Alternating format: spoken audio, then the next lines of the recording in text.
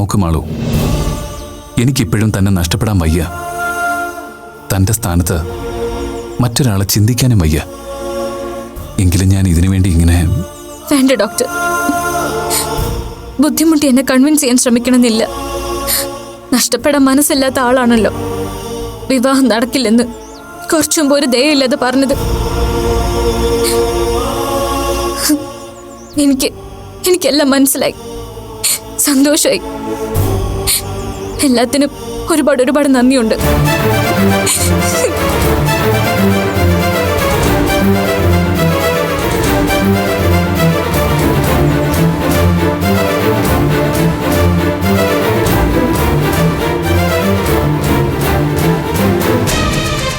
മാളു, മാളു,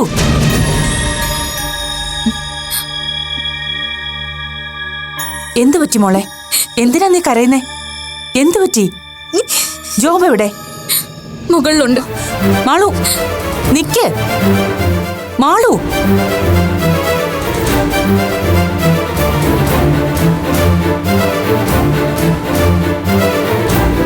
മാളു പോയോ മമ്മി? എന്താ പറ്റിയ മോനെ? മാളു എന്തിനാ പിണങ്ങിപ്പോയെ? കാരണം എന്താന്ന് മമ്മിക്ക് നേരിട്ട് ചോദിക്കായിരുന്നില്ലേ? ഞാൻ ചോദിച്ചതാ, പക്ഷെ അവളൊന്നും മിണ്ടാതെ പോയി കളഞ്ഞു. എന്താ ഉണ്ടായത്? നീ എങ്കിലും ഒന്ന് പറ. നീ അവളെ വഴക്ക് പറഞ്ഞോ? ആ പറഞ്ഞു, പറയേണ്ടി വന്നു. ചില കാര്യങ്ങൾ എത്ര വട്ടം പറഞ്ഞാലും ആ കുട്ടിക്കും അവളുടെ വീട്ടുകാർക്കും മനസ്സിലാവില്ലെന്ന് പറഞ്ഞാൽ പിന്നെ എന്താ ചെയ്യാ? ഇതിന് മാത്രം ദേഷ്യപ്പെടാൻ ഇപ്പൊ എന്താ ഉണ്ടായത്? ഒന്നുമില്ല. തന്റെ വീട്ടുകാർക്ക് തലയ്ക്ക് മീതെ സ്വത്തുണ്ടെന്ന് കാണിക്കാൻ ഈ കല്യാണം ഒരു അവസരമാക്കി എടുക്കാൻ ഞാൻ സമ്മതിക്കില്ലെന്ന് എനിക്ക് മാളുവിനോട് തറപ്പിച്ച് പറയേണ്ടി വന്നു. അതിന്റെ ദേഷ്യവും സങ്കടമൊക്കെയാ മമ്മി ഇപ്പൊ കണ്ടത്. ഇപ്പൊ എന്താ പ്രശ്നം? സ്ത്രീധനക്കാരിയാണോ? അന്ന് നമ്മൾ മുരളിയോട് അത് നേരിട്ട് പറഞ്ഞതാണല്ലോ. പണമായിട്ടോ പണ്ടോ ആയിട്ടോ നമ്മളൊന്നും വാങ്ങില്ല എന്ന് മനസ്സിലാക്കിയപ്പോ പുതിയ അടവായിട്ട് മാളുവിനെ പറഞ്ഞു വിട്ടിരിക്കുക അവളുടെ വീട്ടുകാര്. അവരിപ്പോ താമസിക്കുന്ന ആ വീടും വസ്തുവും പിന്നെ വേറെ എവിടെയൊക്കെയുള്ള ലാൻഡ്സും അത് പോരാഞ്ഞിട്ട് മോളുടെ പേരിലെടുത്ത മറ്റെന്തൊക്കെയോ ഇൻവെസ്റ്റ്മെന്റ്സും കല്യാണത്തിന് മുമ്പ് തന്നെ മാളുവിന്റെ പേരിലേക്ക് മുരളിയെങ്കിൽ രജിസ്റ്റർ ചെയ്യാൻ പോവാണെന്ന്. അതിനെങ്കിലും അവരെ ദയവായിട്ട് അനുവദിക്കണമെന്നൊക്കെ പറഞ്ഞ് ഒരുമാതിരി നാടക ഡയലോഗ്സും സെന്റിമെന്റ്സും ഒക്കെ. ചേടാ, ഇവരൊക്കെ എന്താ ഇങ്ങനെ? അശ്വതിയോടും മുരളിയോടും കാര്യങ്ങളൊക്കെ ഞാൻ നേരിട്ട് വ്യക്തമാക്കിയതാണല്ലോ. എന്നിട്ടും പിന്നെ ഇത്തരം മാമൂലുകളൊക്കെ വേണോന്ന് അവരെന്തിനെങ്ങനെ വാശി പിടിക്കുന്നേ? അത് അവരോട് എന്നെ ചോദിക്കണം. വെറുതെ അല്ല ഇപ്പോഴും സ്ത്രീധനത്തിന്റെ പേരിൽ നാട്ടിൽ പീഡനങ്ങളും കൊലപാതകങ്ങളും പെരുകുന്നത്. എതിർക്കേണ്ടതിന് പകരം പ്രോത്സാഹിപ്പിക്കാനാണല്ലോ രക്ഷിതാക്കൾക്കും താല്പര്യം. മമ്മി മാത്രമല്ല, ഈ പ്രപ്പോസൽ അവർ സീരിയസ് ആയിട്ട് ടേക്കപ്പ് ചെയ്തു എന്ന് ബോധ്യമായപ്പോ തന്നെ ഞാൻ കാര്യങ്ങളെല്ലാം വിശദമായിട്ട് മുരളി ഞങ്ങളോട് സംസാരിച്ചതാ. ഡൗറിയായിട്ട് നയാ പൈസ ഞാൻ വാങ്ങില്ല, മാളുവിന്റെ പേരിൽ പണ്ടമായിട്ടോ പണമായിട്ടോ നിക്ഷേപിക്കാൻ ഞാൻ സമ്മതിക്കുകയില്ലെന്ന്. അന്നെന്റെ തീരുമാനത്തെ അഭിനന്ദിച്ച അങ്കിള് പിന്നെ 101 പവനും ആഡംബര കാറിന്റെ ഓഫറുമായി മോളെ എന്റെ അടുക്കിലേക്ക് പറഞ്ഞു വിട്ടത്. അത് നടക്കില്ലെന്നായപ്പോ അതിനെ കോമ്പൻസേറ്റ് ചെയ്യാൻ ഇപ്പൊ ഇങ്ങനൊരു ഓഫറുമായി മോളെ വീണ്ടും അയക്കാൻ ഇവർക്ക് ലജ്ജ തോന്നില്ലേ മമ്മി? വീട്ടുകാർ പറഞ്ഞു പഠിപ്പിച്ച് വിട്ടതൊക്കെ അതേപടി ഇവിടെ വന്ന് ഏറ്റുപാടാനും പ്രശ്നം ഉണ്ടാക്കാനും മാള് കൂടി ശ്രമിച്ചാ പിന്നെ ഞാൻ എന്താ ചെയ്യാ മമ്മി? കാര്യമൊക്കെ ശരി തന്നെയാ ജോ. പക്ഷെ ഈ കാര്യത്തിൽ നീ അവളോട് ഇങ്ങനെ കയർക്കണ്ടായിരുന്നു. വീട്ടുകാർ അവളുടെ പേരിൽ സ്വത്ത് എഴുതാൻ തീരുമാനിച്ചതിന് പാവം മാളു എന്തു പഴിച്ചു? അവര് പറഞ്ഞത് ഇവിടെ വന്ന് പറയാനല്ലേ അവൾക്ക് പറ്റൂ. കൊള്ളാം, മമ്മി കൂടി ഇനി ഇതൊക്കെ ന്യായീകരിക്കാണോ? ഒരിക്കലും അല്ല. ഞാൻ നിന്റെ നിലപാടിനോടൊപ്പം തന്നെയാ അന്നും ഇന്നും. നിനക്കൊരു പെണ്ണിനെ പോറ്റാൻ എന്റെയോ അവളുടെ വീട്ടുകാരുടെയോ പണത്തിന്റെ ആവശ്യമില്ല. പെൺവീട്ടുകാരുടെ പണം കൊണ്ട് വിവാഹ ജീവിതം ആഘോഷമാക്കാൻ ഇറങ്ങി പുറപ്പെടുന്നവരോട് ഒരു തരത്തിലും എനിക്കോ നിനക്കോ യോജിക്കാൻ കഴിയില്ല. മമ്മി പറഞ്ഞതൊക്കെ സിൻസിയർ ആയിട്ടാണെങ്കിൽ പിന്നെ അല്പം മുമ്പ് എന്തിനാ മാളുവിനെ സപ്പോർട്ട് ചെയ്തെന്ന് മനസ്സിലായില്ല. ഞാൻ സപ്പോർട്ട് ചെയ്തത് മാളുവിനെയാ, അവളുടെ വീട്ടുകാരെ അല്ല. വീട്ടുകാർ അവൾക്ക് അവകാശപ്പെട്ട സ്വത്ത് തന്റെ പേരിൽ രജിസ്റ്റർ ചെയ്യാൻ ശ്രമിക്കുമ്പോ മാളു അതെങ്ങനെ വേണ്ടാന്ന് പറയും? എന്തായാലും മുരളിയുടെയും അശ്വതിയുടെയും സമ്പാദ്യം മുഴുവൻ മാളവികയ്ക്ക് അവകാശപ്പെട്ടതല്ലേ? അവരുടെ സ്വത്ത് അവർക്ക് ഇഷ്ടമുള്ളവർക്ക് കൊടുത്തോട്ടെ മമ്മി. മുഴുവൻ മാളുവിന് കൊടുക്കുകയോ അല്ലെങ്കിൽ അനാഥാലയത്തിൽ ദാനം ചെയ്യോ, അങ്ങനെ അവർക്ക് ഇഷ്ടമുള്ള എന്തും ചെയ്യാം. ഞാൻ മാളവിക കല്യാണം കഴിക്കാൻ പോകുന്നുണ്ട്. അതല്ല, അതിനു മുമ്പേ തന്നെ നിന്റെ ഭാര്യയാവാൻ പോകുന്ന കുട്ടിക്ക് ഞങ്ങൾ കൊടുത്തു കഴിഞ്ഞു എന്ന് കാണിക്കാനുള്ള ഈ വ്യഗ്രത എന്തിനാണെന്ന് എനിക്ക് മനസ്സിലാവാത്തത്. അതിനർത്ഥം ഞാൻ പറയാം, പണമായിട്ടോ പണ്ടമായിട്ടോ ഞാൻ വാങ്ങാൻ തയ്യാറായില്ലെങ്കിൽ ഭൂമിയായിട്ടും മറ്റ് നിക്ഷേപങ്ങളായിട്ടും നിനക്ക് ഞങ്ങൾ സ്ത്രീധനം തന്നിരിക്കും. അല്ലാതെ വെറും കൈയോടെ ഞങ്ങളുടെ കുട്ടിയെ നിന്റെ കൂടെ അയക്കില്ല എന്ന ചീപ്പ് കോംപ്ലക്സ് തന്നെയല്ലേ മമ്മി ഇവരെയൊക്കെ ഇപ്പോഴും ഭരിക്കുന്നത്. അറിഞ്ഞുകൊണ്ട് മാളു അതിന് കൂട്ടു നിൽക്കുകയല്ലേ. അത് അംഗീകരിച്ചു കൊടുക്കാൻ എനിക്ക് പറ്റില്ല. ആരും അതിന്റെ പേരിൽ എന്നോട് സെന്റിമെന്റ്സ് ഇറക്കാൻ വേണ്ട. മമ്മി പോലും അക്കാര്യത്തിൽ മാളുവിന് വേണ്ടി റെക്കമെൻഡ് ചെയ്യുന്നത് എനിക്കിഷ്ടമല്ല. സമ്മതിക്കുന്നു. ഞാനൊരു ശുപാർശയ്ക്കും വരില്ല. പക്ഷേ ഒരു കാര്യം നീ മനസ്സിലാക്കണം. നിർബന്ധത്തിന് വഴങ്ങിയാണെങ്കിലും നിന്റെ എല്ലാ ഡിമാൻഡ്സും അംഗീകരിക്കാൻ മനസ്സ് കാണിച്ചവരാ മാളുവിന്റെ വീട്ടുകാര്. കല്യാണത്തിന്റെ പേരും പറഞ്ഞ് സ്വത്തുക്കൾ മാളുവിന്റെ പേരിൽ രജിസ്റ്റർ ചെയ്യാനുള്ള മുരളിയുടെ നീക്കത്തെ നിനക്ക് നിഷേധിക്കാം, ബഹിഷ്കരിക്കാം. പക്ഷേ അതൊരിക്കലും മാളുവിനെ കരയിച്ചുകൊണ്ടാകരുത്. സമാധാനത്തോടെ കാര്യങ്ങൾ അവളെ പറഞ്ഞ് ബോധ്യപ്പെടുത്താൻ ശ്രമിക്കുകയാണ് വേണ്ടത്. മമ്മി സമാധാനത്തോടെ കാര്യങ്ങൾ പറഞ്ഞ് മനസ്സിലാക്കാൻ ശ്രമിച്ചതാ. പക്ഷെ മാളു ഒരു ശ്രമം പരാജയപ്പെട്ടാൽ അവളെ ഭീഷണിപ്പെടുത്തിയും സമ്മർദ്ദത്തിലാക്കിയും സമ്മതിപ്പിക്കാൻ ശ്രമിക്കല്ല വേണ്ടത്. നിനക്ക് പറ്റിയില്ലെങ്കിൽ അവളോടും വീട്ടുകാരോടും കാര്യങ്ങൾ ഞാൻ പറഞ്ഞു മനസ്സിലാക്കിക്കോളാം. എനിക്ക് വിട്ടേക്ക്. പിന്നെ സ്ത്രീധനത്തിന്റെ കാര്യത്തിൽ നിനക്കുള്ള നിർബന്ധങ്ങൾ പോലെ എനിക്കും ചില നിബന്ധനകളൊക്കെയുണ്ട്. എന്തിന്റെ പേരിലാണെങ്കിലും എന്റെ മരുമകളാകാൻ പോകുന്ന കുട്ടിയുടെ കണ്ണീര് ഈ വീട്ടിൽ വീഴാൻ പാടില്ല. തെറ്റ് അവളുടെ ഭാഗത്താണെങ്കിൽ കൂടി പറഞ്ഞത് ജോബിന് ഓർമ്മ വേണം.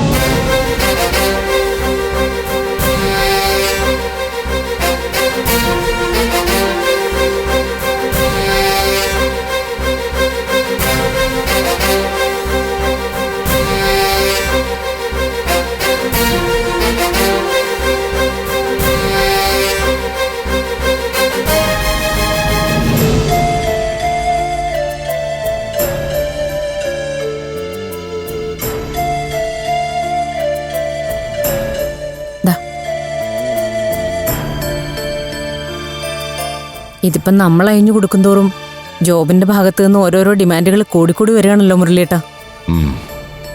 ഞാനും അതേപ്പറ്റി തന്നെ ആലോചിക്കുന്നത്. നമ്മൾ നമ്മുടെ മകൾക്ക് പൂർണ്ണ മനസ്സോടുകൂടി കൊടുക്കുന്നത് അത് ഭൂമിയോ സ്വർണമോ എന്തായാലും അതൊക്കെ അവരെന്തിനാ സ്ത്രീധനത്തിന്റെ കണക്ക് കൂട്ടാൻ പോകുന്നത്? അയാൾക്ക് വേണ്ടെങ്കിൽ അതൊന്നും എടുക്കണ്ട എന്ന് വെച്ച് നമ്മളുടെ മോളുടെ പേരിൽ രജിസ്റ്റർ ചെയ്യാൻ പോലും പറ്റില്ലെന്ന് പറയാൻ അവർക്ക് എന്താ അവകാശം? ഇങ്ങനെ അവരുടെ ഇഷ്ടം മാത്രം നോക്കിയാണ് മുന്നോട്ട് പോകുന്നതെങ്കിൽ ഈ ബന്ധത്തെക്കുറിച്ച് നമുക്ക് രണ്ടാമതൊന്നും ആലോചിക്കേണ്ടി വരും. കൊള്ളാം. ഇനി മുരളിയേട്ടനും കൂടി ഇങ്ങനെ പറയാത്ത കുഴപ്പമേ ഉള്ളൂ. ഇപ്പൊ തന്നെ അമ്മ പറയുന്നത് കേട്ട് കേട്ട് എന്റെ മനസ്സിലും ആ പേടി തോന്നി തുടങ്ങി. മുരളിയേട്ടനും കൂടി ഇങ്ങനെ മനസ്സുമെടുത്ത് പറയുമ്പോ ഞാൻ എന്ത് സമാധാനത്തിലാ മാളുവിനെ ആ വീട്ടിലേക്ക് പറഞ്ഞയക്കേണ്ടത്? എടുത്തടിച്ചതുപോലെ ഒരു തീരുമാനം എടുത്തതുകൊണ്ട് നഷ്ടങ്ങളെ നമുക്ക് രണ്ടു കൂട്ടർക്ക് സംഭവിക്കുകയുള്ളൂ. അതുകൊണ്ട് കുറച്ചും കൂടി സമാധാനപരമായി സമചിത്തതയോടുകൂടി വേണം ഇതിനൊക്കെ ഒരു പരിഹാരം കാണാൻ ശ്രമിക്കേണ്ടത്. ഇതിൽ കൂടുതൽ നമ്മൾ എന്ത് സമാധാനം കാണിക്കണമെന്ന് അശ്വതി നീ പറയുന്നേ? എന്ത് ആഘോഷമായിട്ടും ആർഭാടമായിട്ടും നടത്തേണ്ടിയിരുന്ന വിവാഹമാ. ഒക്കെ അവരുടെ ആഗ്രഹത്തിന് വിട്ടുകൊടുത്ത് ഒരു കോംപ്രമൈസിന് തയ്യാറായി ഇപ്പൊ ഒന്നും ഇല്ലാതായില്ലേ? അഭിമാനവും കാഴ്ചപ്പാടും ഒക്കെ ചെറുപ്പക്കാർക്ക് നല്ലത് തന്നെയാ. പക്ഷേ ഒരു പരിധിക്കപ്പുറം അതിനുവേണ്ടി വാശി പിടിക്കുന്നത് അതത്ര നല്ല ക്വാളിറ്റിയൊന്നുമല്ല. ഇതിലും വലിയ മാതൃകാ പുരുഷനായി ജീവിച്ചവരുടെ ഇപ്പോഴത്തെ അവസ്ഥ കണ്ടില്ലേ? അതാ പറയുന്നത് അധികമായ അമൃതും വിഷമാണെന്ന്. പോട്ടെ, നിങ്ങളൊന്ന് സമാധാനിക്കുക. ഞാൻ ഇക്കാര്യം ടീച്ചറെ വിളിച്ച് ഒന്നുകൂടെ ഒന്ന് സംസാരിച്ചു നോക്കാം. ടീച്ചറെ കൊണ്ട് ജോബിന്റെ ഈ കടുംപിടുത്തമൊക്കെ മാറ്റിയെടുക്കാന്നേ. നീ എന്താന്ന് വെച്ചാ ചെയ്യ്. ഞാൻ സംസാരിക്കാൻ തുടങ്ങിയാലേ ചിലപ്പോൾ സമനിലയെത്തി എന്തെങ്കിലും പറഞ്ഞെന്ന് വരും. പിന്നെ രണ്ടു കൂട്ടർക്കും അതൊരു വിഷമത്തിന് കാരണമാവും. എന്തിനാ വെറുതെ?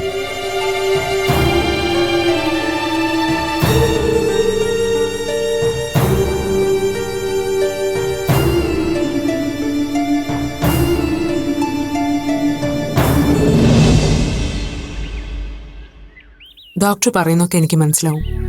പക്ഷേ മാളൂന് ഇതൊക്കെ അത്ര പെട്ടെന്ന് ഡൈജസ്റ്റ് ആവണമെന്നില്ലല്ലോ. അതിനിപ്പോൾ അവളെ കുറ്റം പറഞ്ഞിട്ടും കാര്യമൊന്നുമില്ല. പേടിച്ചും അനുസരിച്ചും വീട്ടുകാരുടെ ഇഷ്ടത്തിനോ ആഗ്രഹത്തിനോ ഒത്താ അവളുടെ മനസ്സ് ട്യൂൺ ചെയ്ത് വെച്ചിരിക്കുന്നത്. അതെന്റെ പ്രശ്നമല്ലല്ലോ അപ്പു. ന്യായമല്ലാത്ത ഒരു കാര്യവും ഞാൻ മാളുവിനോടോ അവളുടെ വീട്ടുകാരോടോ പറഞ്ഞിട്ടില്ല. എന്റെ ഭാര്യയായി ജീവിതം തുടങ്ങാൻ പോകുന്നൊരു പെൺകുട്ടിയുടെ സംരക്ഷണ ചുമതല പൂർണ്ണമായും എനിക്കാണ്. എന്നെ കൊണ്ടതിന് പറ്റില്ല എന്നവർക്ക് തോന്നുന്ന ദിവസം വരികയാണെങ്കിൽ അന്നവരവളെ സഹായിച്ചോട്ടെ, ഞാൻ എതിർക്കുന്നില്ല. പക്ഷെ വിവാഹ ദിവസം തന്നെ കുട്ട നിറയെ പൊന്നും പണവും സ്വന്തം പേരിൽ ഭൂമി പതിച്ച പ്രമാണവുമായി എന്റെ വീട്ടിൽ ഒരു പെണ്ണ് വന്ന് കയറുന്നത് എന്റെ വ്യക്തിത്വത്തെ അളക്കല, അപമാനിക്കല. അതിന് ഞാൻ നിന്നു കൊടുക്കില്ല. അപ്പോ അതിനെന്നെ താൻ നിർബന്ധിക്കുകയും വേണ്ട. ഡോക്ടർ ഈ പറഞ്ഞ കാര്യങ്ങളൊക്കെ ഞാൻ അവളോട് അക്കമിട്ട് പറഞ്ഞതാ. പക്ഷേ അതിനപ്പുറം ന്യായീകരണങ്ങൾ സ്വന്തം വീട്ടുകാർക്ക് അവളുടെ മുന്നിൽ നിരത്താനുണ്ടെങ്കിൽ പിന്നെ ആ പാവത്തിനെ എങ്ങനെയാ കുറ്റം പറയാൻ പറ്റുന്നത്? ഡോക്ടർ വിശ്വസിച്ചാലും ഇല്ലെങ്കിലും ഒരു കാര്യം ഞാൻ ഉറപ്പു പറയാം. ഒരു കാരണവശാലും ഡോക്ടറെ ഒഴിവാക്കിയൊരു ജീവിതം അവൾക്ക് സങ്കല്പിക്കാൻ പോലും പറ്റില്ല. അത്രയ്ക്കിഷ്ടമാണ് ഡോക്ടറെ അവൾക്ക്. ഇത് ഞാൻ അവളുടെ പക്ഷം പിടിച്ച് പറയുന്നൊന്നുമല്ല. മറ്റാരെക്കാളും അവളുടെ മനസ്സ് എനിക്കറിയാം. അപ്പോ പറയുന്നൊക്കെ എനിക്ക് മനസ്സിലാവും. മാളുവിനെ ഒഴിവാക്കിക്കൊണ്ടൊരു ജീവിതത്തെ പറ്റി എനിക്ക് ചിന്തിക്കാനാവില്ല.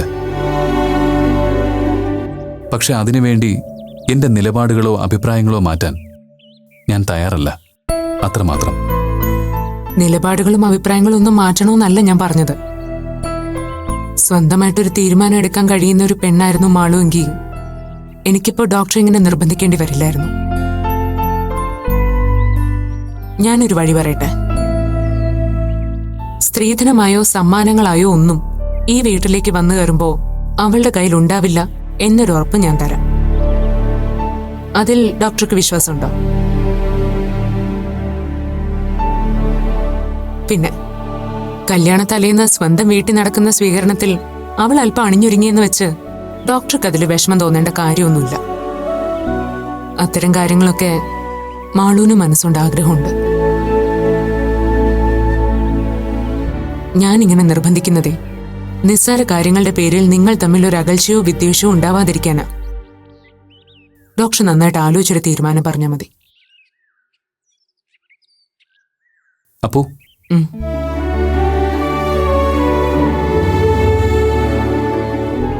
താൻ പറഞ്ഞതുപോലെയാണ് നടക്കുന്നതെങ്കിൽ ഒരു കോംപ്രമൈസിന് വഴങ്ങാൻ എനിക്ക് സമ്മതമാണ്.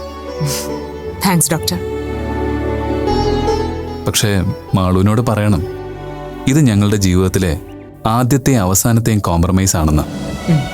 ഏറ്റു. അതൊക്കെ അവള് സമ്മതിക്കും. ഡോക്ടർ കണ്ടോ? അപ്പോ സമാധാനപരമായി ഈ പ്രശ്നം പരിഹരിച്ചതിന് എന്റെ സർവീസ് ചാർജ് എപ്പോ കിട്ടും? ആര് തരും? സർവീസ് ചാർജ് അല്ലേ? അത് ഞാൻ സൗകര്യം പോലെ തരുന്നുണ്ട്. എന്റെ കല്യാണ തിരക്കൊന്ന് കഴിഞ്ഞോട്ടെ. എന്നാ ഞാൻ ഇറങ്ങാം ഡോക്ടർ. കൈയോടെ ഈ സന്തോഷ വാർത്ത അവളെ അറിയിക്കട്ടെ. ശരി എന്നാ. ശരി.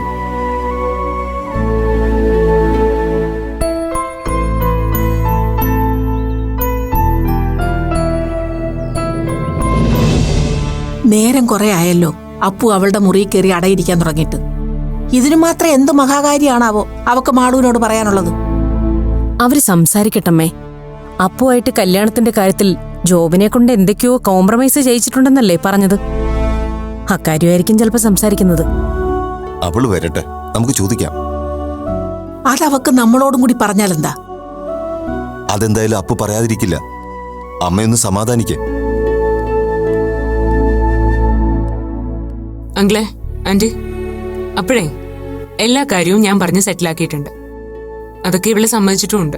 അതെന്താണെന്ന് ഞങ്ങളോടും കൂടി പറഞ്ഞാൽ എന്താ കുഴപ്പം? ഒരു കുഴപ്പമില്ല.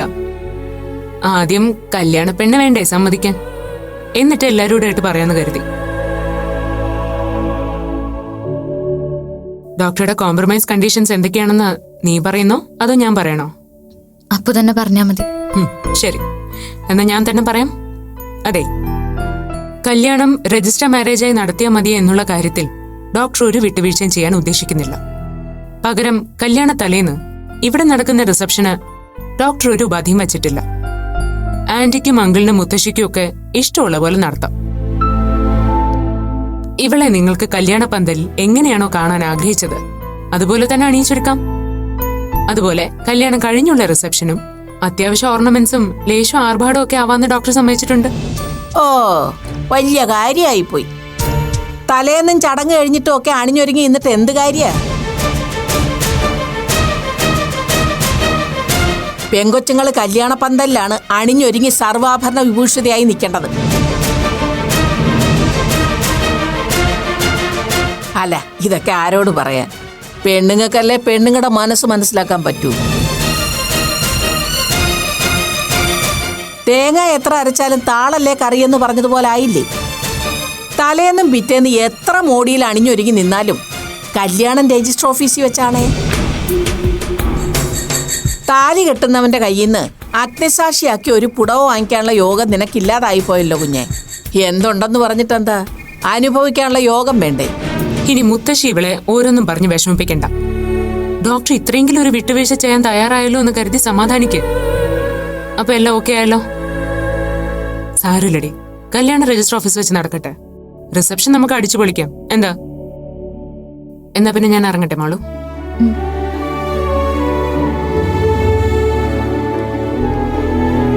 ഓ, ഒരു ഒത്തുതീർപ്പുകാരി വന്നിരിക്കുന്നു. നമ്മളൊക്കെ എന്തോരം പറഞ്ഞിട്ടും വാദിച്ചിട്ടും കേൾക്കാതെ അപ്പോ പറഞ്ഞപ്പോ ഒരു ഒത്തുതീർപ്പിന് തയ്യാറായിരിക്കുന്നു. ഡോക്ടറുടെ വീട്ടിൽ നിന്ന് താമസം മാറിയെങ്കിലും അമ്മയുടെയും മോന്റെയും കടിഞ്ഞാൻ ഇപ്പോഴും ഇവളുടെ കയ്യിലല്ലേ മുരളി?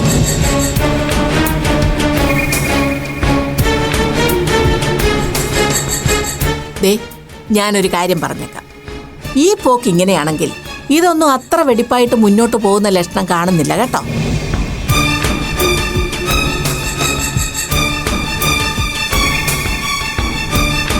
നിന്നോടും കൂടാ പറയുന്നേ. നിർത്തേണ്ടവരെ നിർത്തേണ്ടടുത്ത് നിർത്തിയില്ലെങ്കിൽ കണ്ണീരും കയ്യുമായിട്ട് നിനക്കവിടുന്ന് ഇറങ്ങിപ്പോരേണ്ടി വരും. പറഞ്ഞേക്കാം. മതിയമ്മേ, അമ്മയും കൂടി ഓരോന്ന് പറഞ്ഞ് ഇനി അവളെ ഭയപ്പെടുത്തണ്ട. ഞാനൊന്നും പറയുന്നില്ലേ. അവനവൻ സൂക്ഷിച്ചും കണ്ടും നടന്നാ അവനവന് കൊള്ളാം.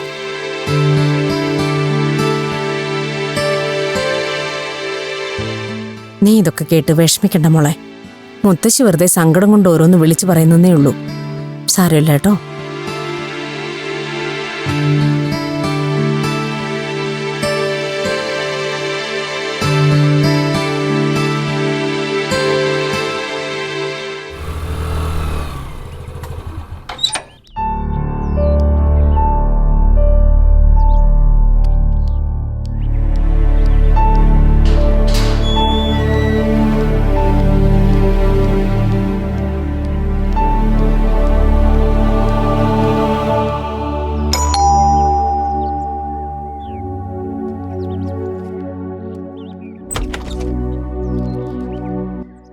ഗീതാലക്ഷ്മി, അതെ, ഒരു രജിസ്റ്റേർഡ് ഉണ്ട്.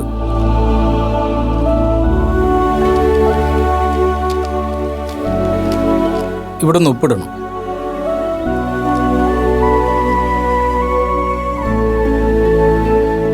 ശരി മാഡം.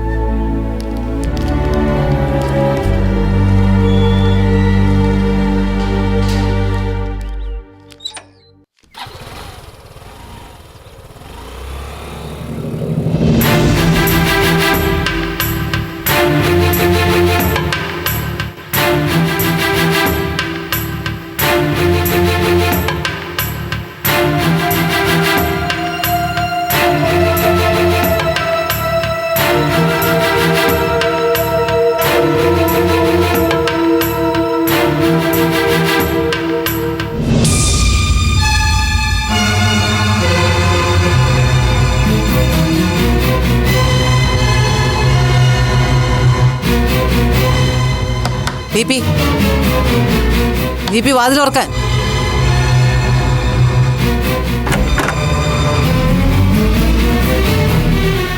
എന്താ ഇത്? ആ, കിട്ടിയോ? ഇത് ഇന്ന് തന്റെ കയ്യിൽ എത്തുമെന്ന് എനിക്ക് അറിയായിരുന്നു. വായിച്ചില്ലേ? ഒരു വീട്ടിൽ താമസിച്ചിട്ടും വി പി എനിക്ക് വക്കീൽ മുഖാന്തരം നോട്ടീസ് അയച്ചിരിക്കുന്നു. ഇത്രയ്ക്ക് ഫോർമാലിറ്റി ആവശ്യമുണ്ടായിരുന്നു വി പി? ഒഴിവാക്കായിരുന്നു. ഒഴിവാക്കണമെന്ന് തന്നെയായിരുന്നു എൻ്റെ ആഗ്രഹം. അതിനുവേണ്ടി ആ വക്കീലിനെ ഇവിടെ വിളിച്ചു വരുത്തി കോടതിയെ ഇൻവോൾവ് ചെയ്യിക്കാതെ ഞാനൊരു സെറ്റിൽമെന്റിന് ശ്രമിച്ചത്. അപ്പൊ മോളുടെ കൂട്ടുപിടിച്ച് താൻ എന്നെ വല്ലാതെ അങ്ങ് ഡിഫെൻഡ് ചെയ്തു. പക്ഷെ എനിക്ക് അങ്ങനെ പിന്മാറാൻ പറ്റില്ലല്ലോ. ആവശ്യം എൻ്റെതായിപ്പോയില്ലേ. അതുകൊണ്ട് കോടതി വഴിയെങ്കിലും അങ്ങനെ. എന്തായാലും എനിക്കിതൊന്നൊരു മോചനം കിട്ടിയേ പറ്റൂ. അതുകൊണ്ടാ ഇങ്ങനെ നോട്ടീസ് അയച്ചത്. കൈപ്പറ്റിയ സ്ഥിതിക്ക് കോടതി വഴി തന്നെ അതങ്ങ് മൂവ് ചെയ്യാം. അതിന് താല്പര്യമില്ലെങ്കിൽ പറഞ്ഞാൽ മതി. ഔട്ട് ഓഫ് ദ കോർട്ട് സെറ്റിൽ ചെയ്യാൻ ഞാൻ ഇപ്പോഴും റെഡിയാ. ആലോചിച്ചിട്ടൊരു മറുപടി പറഞ്ഞാൽ മതി. വേറെ ഒന്നുമില്ലല്ലോ. ഒരു മിനിറ്റ്.